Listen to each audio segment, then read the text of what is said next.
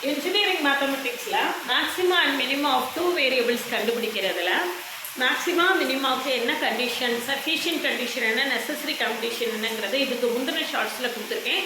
பார்க்கலன்னா அதை பார்த்துட்டு இது பாருங்கள், உங்களுக்கு ஹெல்ப்ஃபுல்லாக இருக்கும்.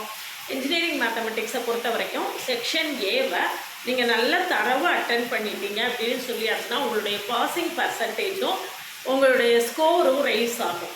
சரிதானா? அதனால் ஒவ்வொரு ஷார்ட்ஸ்லேயும் ஒவ்வொரு 2 மார்க்கை சால்வ் பண்ணி தொடர்ந்து கொடுத்துட்டே இருக்கேன். இன்றைக்கி சேடல் பாயிண்ட்னா என்ன அப்படின்னு கொடுத்துருக்கேன். அதுக்கு முன்னால் நீங்கள் சேனலுக்கு நியூ வந்தீங்கன்னா சப்ஸ்கிரைப் பண்ணிக்கோங்க, ஃப்ரெண்ட்ஸ்க்கு ஷேர் பண்ணுங்கள். ஒரு WhatsApp channel, Insta account link கொடுத்துருக்கேன், ஜாயின் பண்ணிக்கோங்க. நமக்குள்ளே தொடர்ந்து ட்ராவல் பண்ணிங்கன்னா இன்ஜினியரிங் மேத்தமெட்டிக்ஸை நீங்கள் என்ஜாய் பண்ண ஆரம்பிச்சிருவீங்க. பழைய வீடியோஸ்லாம் பார்க்கலன்னா கரண்ட்லி டிஸ்கிரிப்ஷன் லிங்க் இருக்குது. பார்ஷியல் டிஃப்ரென்ஷியல் ஈக்குவேஷன், மற்றபடி Laplace transform, Fourier series, differential calculus, partial different எல்லாமே தொடர்ந்து கொடுத்துட்டே இருக்கேன்.